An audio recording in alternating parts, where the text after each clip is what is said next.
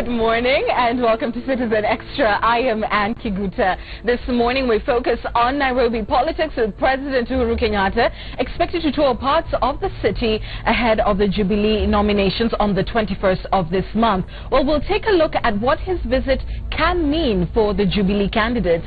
Meanwhile, the country is facing an even more dire water crisis than was earlier anticipated. We focus on the situation that is now hitting the capital hard, as well as other parts of the country. And as always, we'll be looking at that and much more, and the stories that will be making headlines this day. Let's start by taking a look at the day's diary. Well, in the news today, President Uhuru Kenyatta and his deputy William Ruto are expected on a whistle-stop tour of Nairobi and Kiambu counties. We will be letting you know where exactly this tour will be and its impact on the upcoming Jubilee Party primaries. Still in the news, the contentious voter list audit has finally taken off. Local audit firm KPMG says the exercise is already on following the termination of a case brought to court by the court coalition. And following the Monday afternoon chaos that rocked an ODM political rally in MIGORI County, the probe is on and several local leaders have recorded statements with the CID. We'll be giving you an update on the same. In the health sector, another round of stalemate is in the offing. That's over the payment of salary arrears. Close to doctors in 10 counties have issued ultimatums of their pay delays. We'll be telling you the impact of this here in the capital. And in Nairobi, the ongoing water rationing is set to continue as levels at the Ndakaine Dam, which supplies the bulk of water to the city, fall further. We will let you know the effects of this. We're also taking a look at extrajudicial killings that's hot on the heels of the weekend killings of two suspected teenage gangsters in Eastleigh, Nairobi. The Kenyan Human Rights Commission will be releasing a report on the increasing use of lethal force by the police service. And finally, in the corporate world, audit and tax firm Ernst & Young will be releasing a report on the state of global fraud, as well as the steps being taken to curb the rise. And we'll be talking about this and many other stories that will shape this day with analysts in studio and, of course, our reporters who are across the country following news as it breaks. We want to start off our hour this morning by speaking to our reporter Jackie Maribe, who's in our newsroom this morning tracking all the political stories for us. Jackie, good morning. I want to begin with this whistle-stop tour that the president is expected to embark on today in Nairobi and Kiambu. What are we hearing from State House? That's right, Kiguta, and this whistle-stop tour will begin at midday. President Uhuru Kenyatta, his deputy William Ruto will be touring parts of Kiambu County as well as a bit of Nairobi. They begin in Ruaka at midday, but in what they're terming as development tour, checking on what the Jubilee government has done, has implemented. It is not lost to any political observer that this is coming only 2 days before incumbent Governor William Kafogo and his opponent Ferdinand Waitito launch their campaign bids for 2017 on the same day. Now, this will happen simultaneously on Saturday, and it will be of key importance just to check, Kiguta, who exactly will be allowed to speak. In the recent past, we have seen in these development tours, or whistle-stop tours as you would call them, the president and his deputy have only been the ones that have been addressing the crowd. So who will be allowed to speak today? Is it in any way touting for any one of the candidates? And even as we go into this nomination phase, the Jubilee hierarchy has been repeating that there is no favored candidate in whichever position, in whichever county.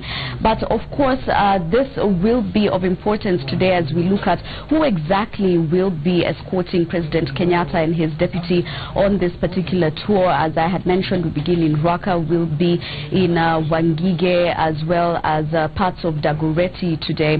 My colleague Mike Karaoke will be with me as we go cover that tour, but my colleagues are currently in the newsroom holding an editorial meeting as they plan for the day. And a number of stories that we will be looking at on the political front is one, Wiper Party leader Kalonzo Musyoka and a number of issues that are facing him. You will remember senior political reporter Francis Gashuri's report yesterday where he spoke to Francis Nyenze, who is the minority leader in the National Assembly, telling him that the 7-day ultimatum lapses at midnight. That was last night. So what is the way forward for Wiper Party and Kalonzo Musyoka? No MOU, as they have been saying. Then Kalonzo will pull out some of the members of Wiper, and indeed the larger NASA have been arguing that this is in bad faith, and Nyenze has been speaking as an individual. Those are his personal views, but he insists that there will be a major announcement today, so we are also looking at that. But Wavinya Ndeti is also defecting to Wiper. Now, this does not in any way mean that she is folding up her party, but she wants to be on the ballot come August on a Wiper ticket. And now we will be hearing from that front as well. But in Parliament, we have been having our man on the ground there, Stephen Leto, who has been following up the Senate Public Accounts Committee, probing a number of governors today. Nyandarua Governor Daniel Waithaka is expected. We do understand that Murang'a Governor and the Nyeri Governor have sent their apologies. They will not be going to that accounts committee. But basically what has been happening there is the accounts of committees have been audited, and we have seen even the whole of last year, even as that committee has been sitting, governors have been held to account over the misappropriation of funds in their counties, and now it is time for them to answer to those questions. Sam Gituku has also been keeping an eye on what happened, as you had mentioned, in Migori on Monday, and a number of local leaders in that area have recorded statements already with the DCI. We will be looking for who else will be recording statements and the process of holding leaders to account in the way that they behave, whether or not it is internal wrangles. Our man as well, Sam Ogina, will be, of course, giving us a brief of nominations. We are heading into a period where political parties are now gearing up and getting ready just to, hold those nominations. Ogina will, for the rest of the week, be in Busia, even as he seeks to understand what is happening there on the ground. ODM will begin the nominations on Friday this week. And so these are just some of the issues or some of the political stories that we are looking at, Kiguta, for the day. And thank you, Jackie, for that very comprehensive look. Certainly it's getting quite busy on the political desk, but I want to return you to our earlier report, that being of the tours of Kiambu and Nairobi. Let's start by talking a little bit about Kiambu, and we know of the traditional grudge match, if you like, that we have between the incumbent, and very much it has seemed like the incumbent versus everybody else. A number of MCs being against him last year, and members of parliament as well. What are the issues in Kiambu that have besieged incumbent Governor William Kabogo? And from the outlook, what are his chances going into this very confrontational, if you like, match against Ferdinand Waititu for the Jubilee Party's nomination ticket? Right, indeed, Kiguta. Kabogo has had a number of issues in the past in his reign as Kiambu governor, and these are some of the issues that we'll as well be looking at. One, he has had a number of issues with MCAs who have taken issue with how he has been running the county, and as I had earlier mentioned, what Stephen Leto has been looking at, being summoned by the Public Accounts Committee in the Senate, answering to questions of audit queries. A number of times he did not show up, but we are also waiting to hear whether in the course of these particular sittings this month, or whether or not he will be showing up and answering to those questions. There was also the issue of where the county headquarters should be. This already, rubbed a number of people in the county the wrong way. And as you have rightly put it, Ferdinand Waititu coming into this equation has been a grudge match, rightfully put. put. And, Ferdinand Waitito is insisting that, even as he moved his focus from Nairobi and turned it towards Kiambu, he is determined to unseat Kafogo. Will that happen? That's something we are waiting, to see even as the nomination process goes. But why today is particularly important, Kiguta, on a Wednesday, President Uhuru Kenyatta and his deputy William Ruto taking the time to tour Kiambu County is basically as well to just quell, the tension that has been there between the political players, their supporters as well. We have been seeing in the past a clash of their supporters. We also have been keeping an eye on just what exactly the message has been. On the one hand, Kafogo, arguing that his development record is stellar and he needs another 5 years just to put Kiambu County on the map where it needs to be. Waitito arguing, otherwise, and saying it is time for Kafogo to go home and a new reign of power, essentially should come into force or come into play, and that will be through him. Now, Kiambu County is home to a number of voters, thousands of them in fact, and Kiambu County recorded one of the highest numbers in the just concluded mass of voter registration earlier this year. Now, I beg your pardon, this is basically a Jubilee zone, but in terms of the gubernatorial race, that vote would be split. If at all, then Waitito has been able to garner enough supporters to just basically bend the support that has been enjoyed by Kafogo, then Kafogo essentially would have cause to worry. And this as well, Kiguta, takes us to Saturday, why they are launching their campaign bids on the same day. Now, which supporters will go where? What will be the message there? We will be waiting to see that, but even as we keep an eye on that today, those who come out today, those who come to support or just basically to hear the message of the president and his deputy, who are also the Jubilee Party hierarchy, will be key if Waitito and Kafogo come, because in the past, Kiguta, myself and my colleague Sam Ogina have covered these rallies in that area, and we have seen basic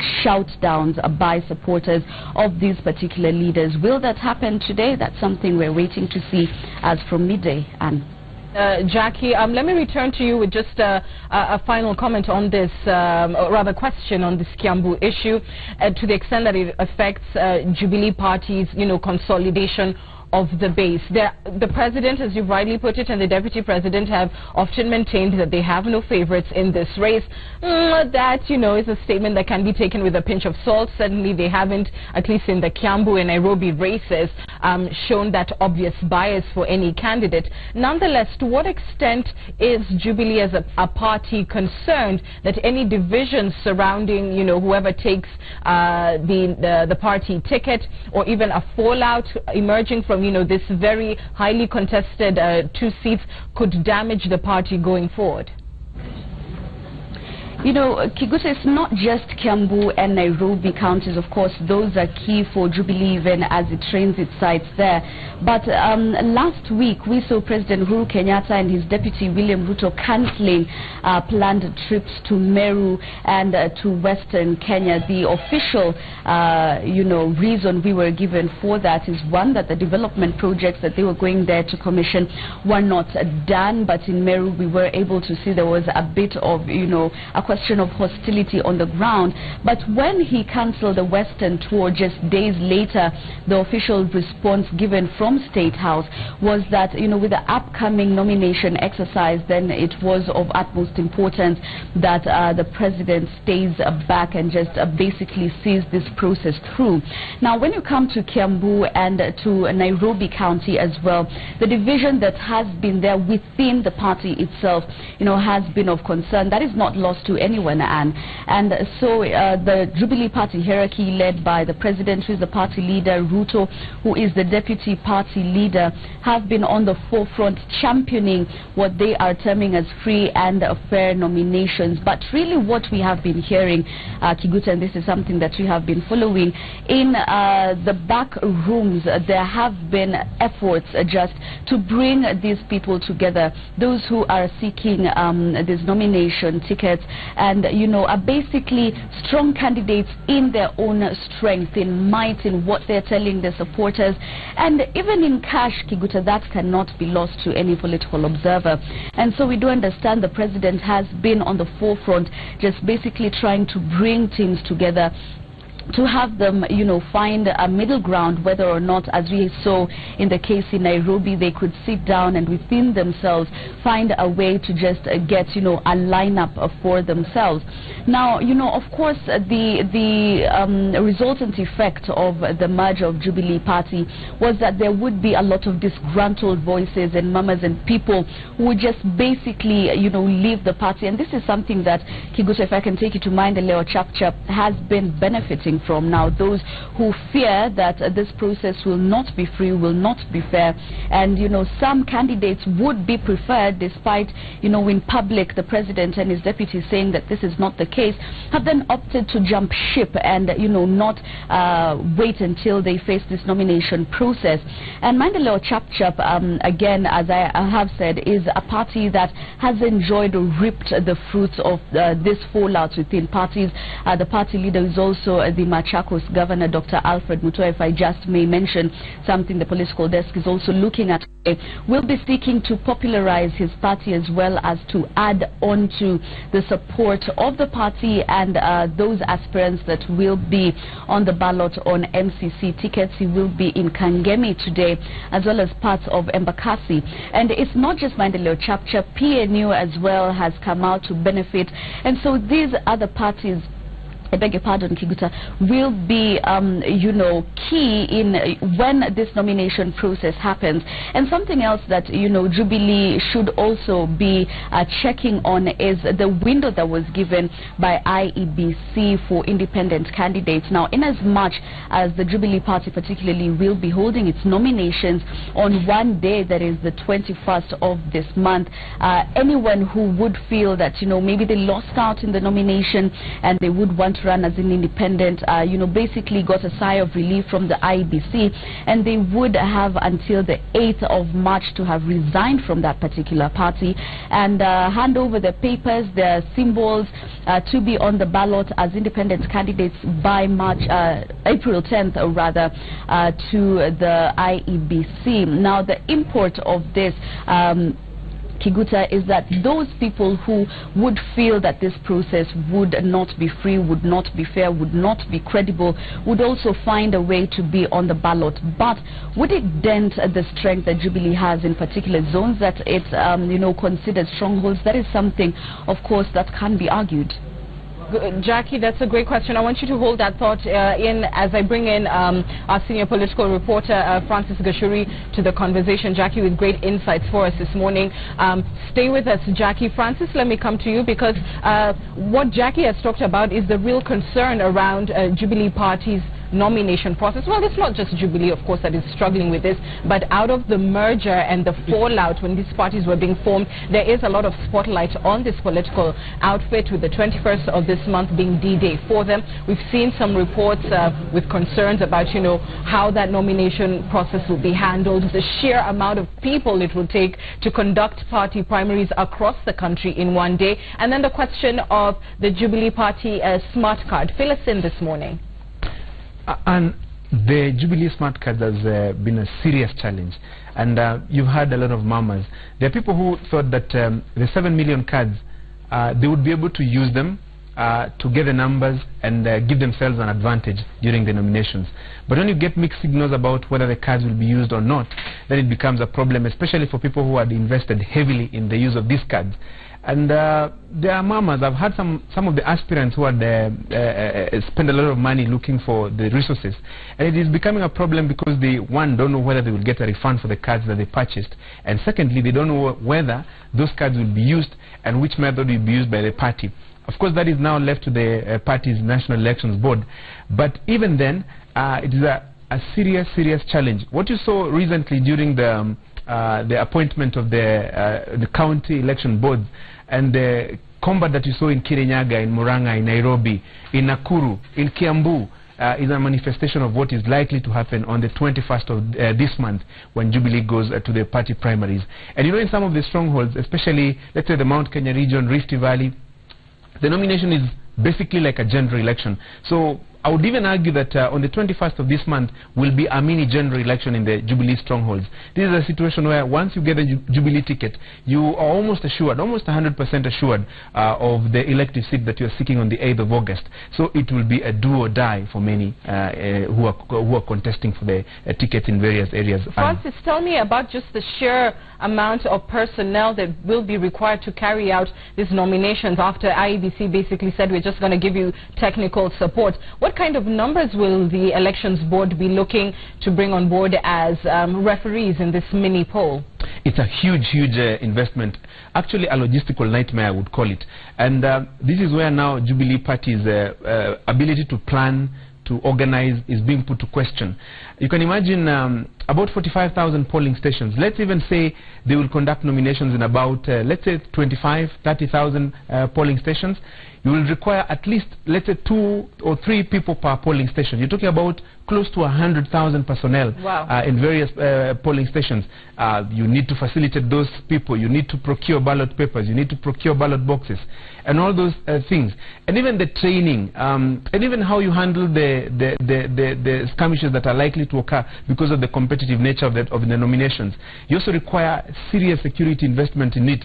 Other than, let's say, the police officers that you will get from police stations, you will also require probably private security to just guard the process.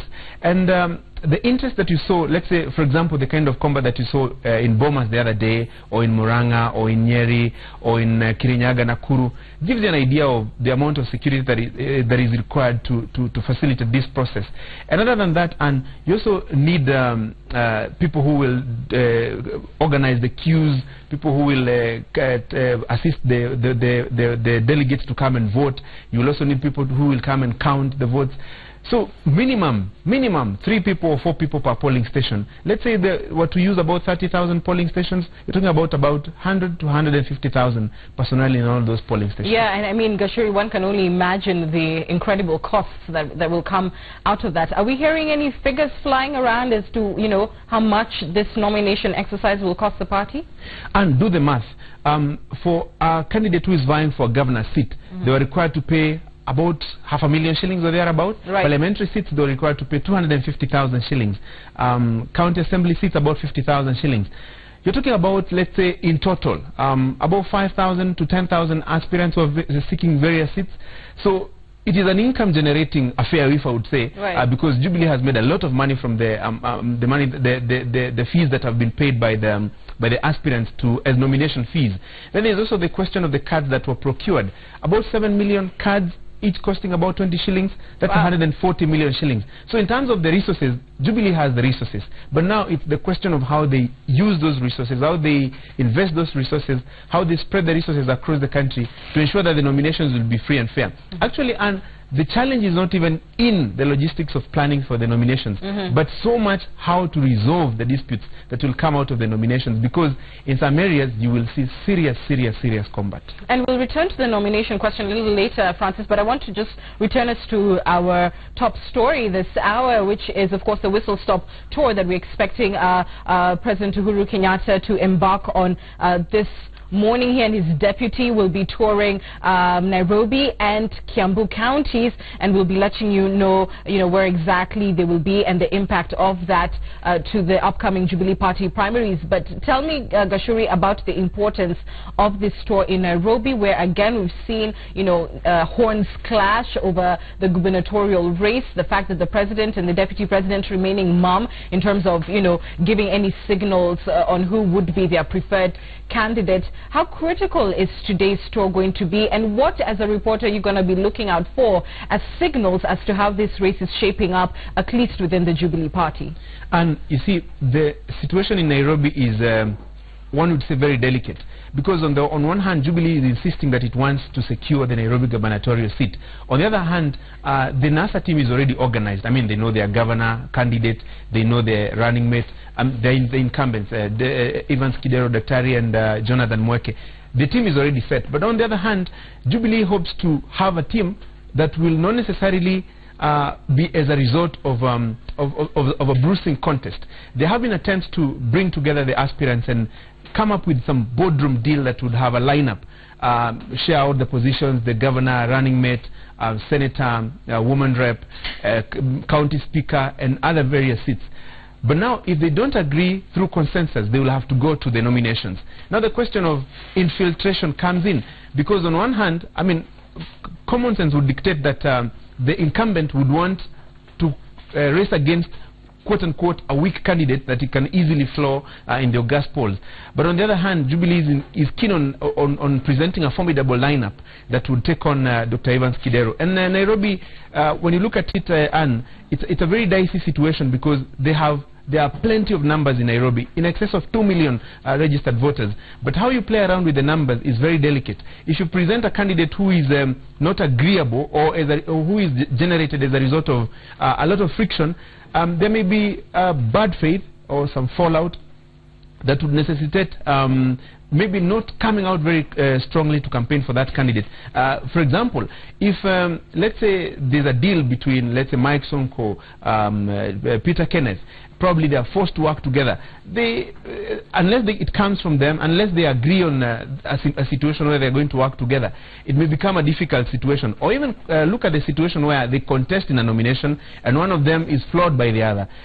Will the losing candidate or the losing aspirant be willing to go out there, campaign vigorously for the person who will have flawed in the nomination? Right. So those are some of the issues that Jubilee has to really look at as they contest for these nominations. And when you look at the areas that the president is going today, Dagoretti, some of the areas that have have serious numbers. And one of the candidates who was seeking the gubernatorial seat, Dennis Waweru, has retreated and is seeking to reclaim his seat in Dagoretti South. There are people who are already there campaigning, for example, John Kerry and others. Will it be easy for him to go back? And you can expect some showdown, not only for the gubernatorial seat, but even for the parliamentary seats, because I've heard Jubilee guys say that they want to get at least 14 to 15 parliamentary seats in Nairobi.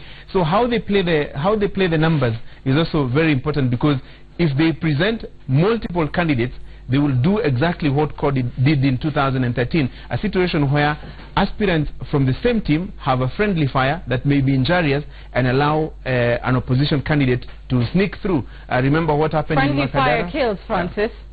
Is what they say. Hold that thought. Francis Gashuri, senior political reporter, with us this morning alongside Jackie Maribe. We'll be speaking to both of them. The top two, if you like, on our politics desk, names you can certainly trust as we get into the election. But I want to bring in analyst Javas Bigambo into the conversation now. Jackie, Francis, please stay with me. Javas, why is Nairobi such a must-win vote for whichever party ends up the winner of the next election? We've heard Jubilee complain that, you know, having not controlled the capital over the last 4 years was injurious to them in terms of what they wanted to do in development. Is that a rumor or fact? Well, it is a fact. Recall that, as you said clearly, Nairobi is the capital, and it's the seat of power, executive power of the country. And when you get to have the city county being under the administration of the opposition, then you realize that the agenda of the ruling party cannot and is not achieved, is not driven, whether it's in terms of the strategic plan or focus that the ruling party has with the interest to steering its development agenda within the capital. And that is why I think it has been a bad taste in the mouth for the Jubilee party throughout this term since 2013 election, when the city county has been under the administration of Dr. Kidero, who is or belongs to the opposition. It informs them that they need critical, in fact crystal clear strategy, in fact multifaceted approaches, if at all they will need to wrestle power or the seat, the governor's seat, from Dr. Kidero to a candidate that belongs to the ruling party. Now, the thing is this, that when you look at it through very objective lenses, you realize that there isn't a mosaic of aspiration in terms of the candidates who presented themselves for the gubernatorial position in Nairobi, on the side of the Jubilee party. It is important for them to sweep clean their floor, have their house very clean, in terms of doing the backstage coordination, the planning, the compromises, so that this kind of confusion that is self-evident, the jostling amongst candidates, and as Mr. Gachuri, reported or spoke to the issue of friendly fire, it may be detrimental, and it may foreclose the chances of Jubilee trying to wrestle this seat. So it's very important for them to have in place a critical political strategy, and have also the president and the deputy speak to their candidates and have or reach an early compromise, an early, some kind of guided democracy within Jubilee, so that they get to have a face-off that is well prepared when it comes to facing Dr. Kidero in the August election. Jackie, let me come to you. Is the president perhaps the one man who can ensure that Jubilee wins the Nairobi gubernatorial seat purely on the basis of his clout and authority in the party and insisting on who the candidate should be?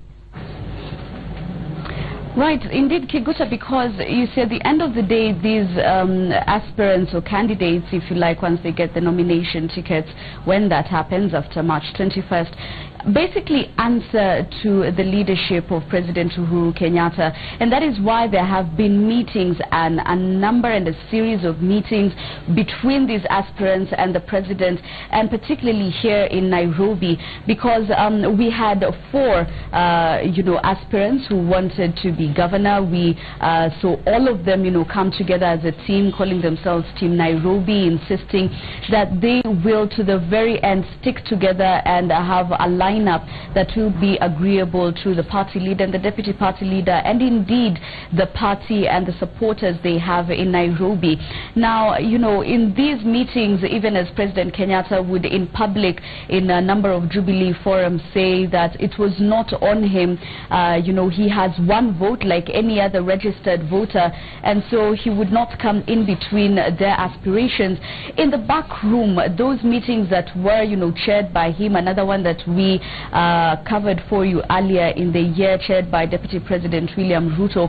So this Team Nairobi essentially put together and told they have to sort this thing out. If not, if the window that they had been given would then expire, then it would be of consequence to the party and to the lineup. And that is why you saw, Kiguta, the Jubilee Party headquarters, you had Mike Sonko presenting his papers for governor, you had Dennis Waweru presenting his papers for governor, but presenting those for MP Dagoretti South as well, because in their calculations, when they sat down together, nobody really wanted to let go of this position. Bishop Margaret Wanjiru as well handing in for the position of governor. What we are hearing from our sources there is already they could have cut a deal with Mike Sonko to have Sonko on the ticket and the bishop as his running mate. So these are things that took a very long time for them to be able to sort out.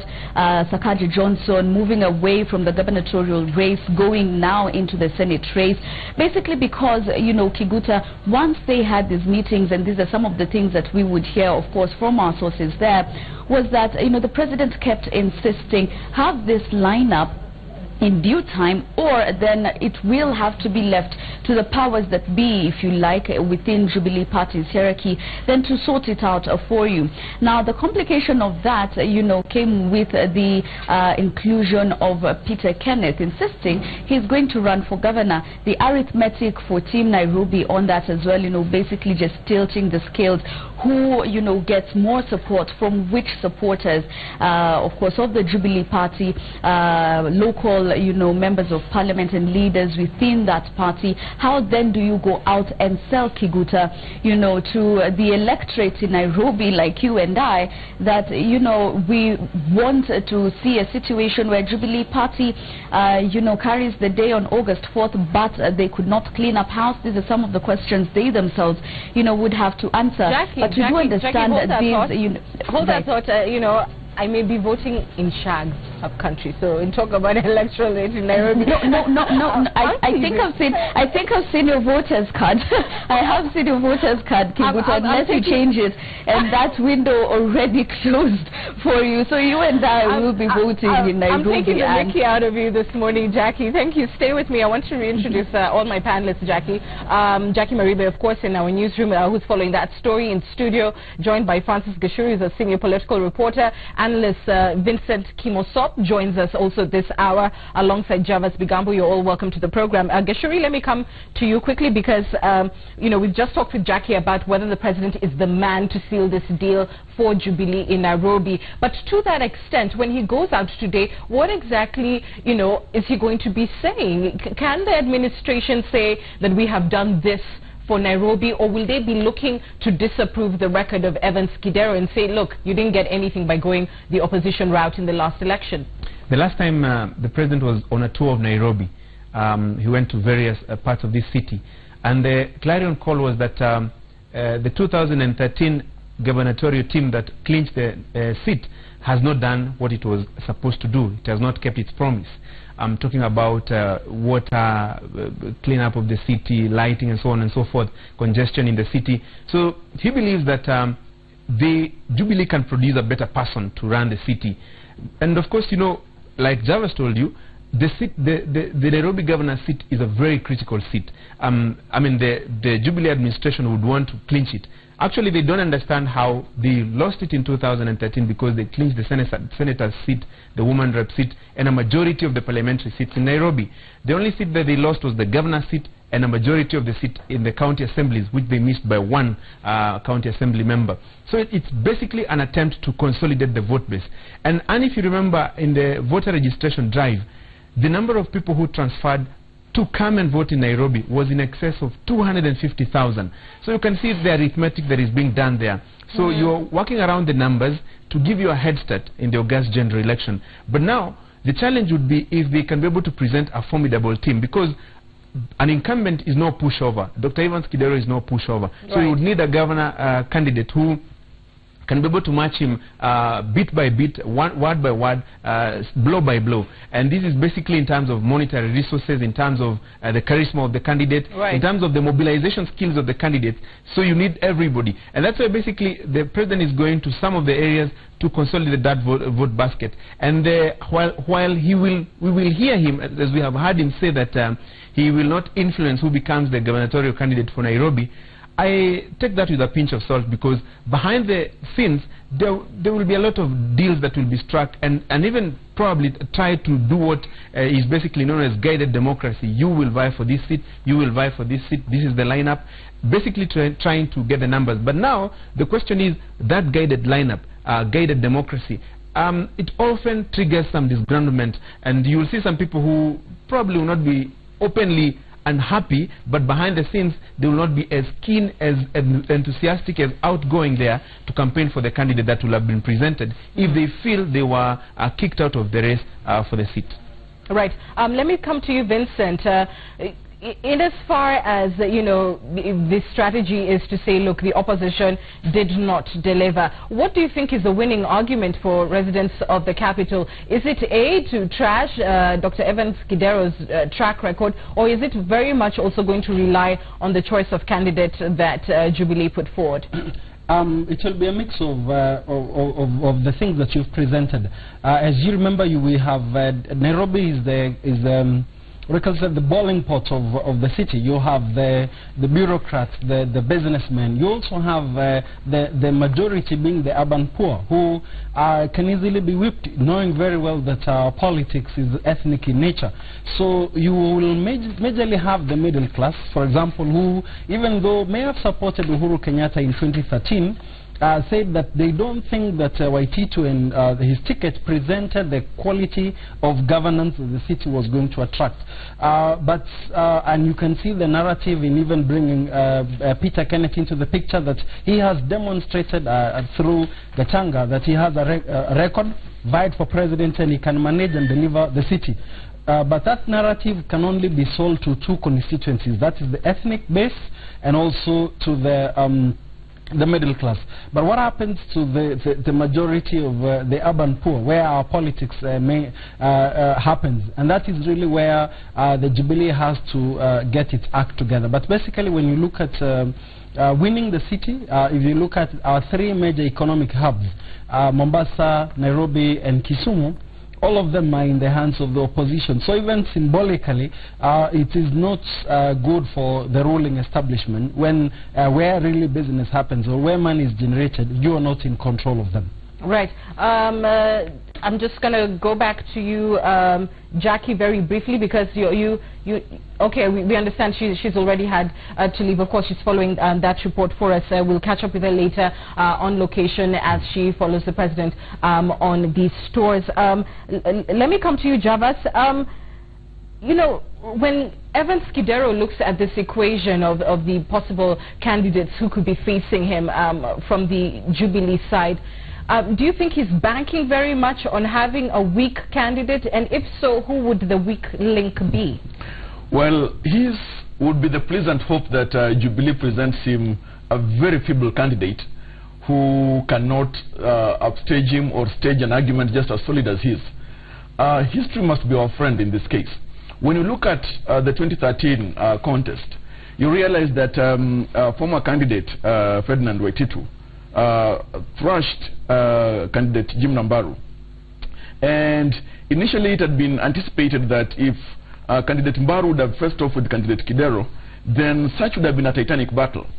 Now, when it came to the last-minute decision by the residents of this city, placing side by side Governor Kidero and Ferdinand Waititu, a couple of issues had to be considered. One, Waititu is not and did not even come across as suave, as sober, and did not have possibly what it takes to run the city, even though he was more appealing to the lower cadre of the city. Now, when you look at the 2017 contest, then there could be some trouble for Governor Kidero. Yes, Governor Kidero has got a critical war chest as he goes into this election. He's got the numbers, he's got a very solid financial muscle, and then again he's got the party. He's just been given a direct nomination because he didn't face any opposition within his party. And then remember too that the NASA side, or the opposition, has got close to 49%, 50% appeal in the city. Now when you look at the side of Jubilee, you realize that if candidate Sonko is given the ticket to run or to face off with Governor Kidero, then you realize that the political dexterity that Sonko brings to the equation may pose a threat to Governor Kidero. Because remember that when you look at who amongst all the candidates who ran in 2013 election amassed the highest votes, then you realize that there was President Kenyatta, then there was Raila Odinga, and then the other person with the highest number of votes, even though he was not contesting the presidency, was Senator Sonko. And that tells you that he is very, very popular in the city. And then look at how he has played his PR, whether it was the question of the Sinai fire issues, how he has appealed and dished out and helped or appealed to the aspirations of the lower level or the lower cadre members, or the ordinary, the average members of society, or residents of Nairobi. Then you realize that Governor Kidero's biggest threat actually would be to face off with Mike Sonko. Yes, when it comes to the temperament and the assertive sobriety that one needs to run this capital, then one may argue that Kidero has it, sorry, and Sonko does not have it. When you look at, for example, a question of the issue of handling possible investors or having a roundtable discussion critically, then unless Sonko brings to the table the issue of having very sound advisors, then Kidero may thrash him there.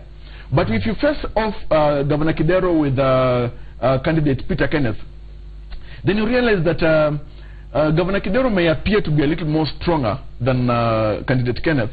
Only that, one, if the Jubilee Party then marshals its support base so critically, so much that it gets to bring all that support to face off with Governor Kidero, and also if at all Sonko agrees to support him unreservedly.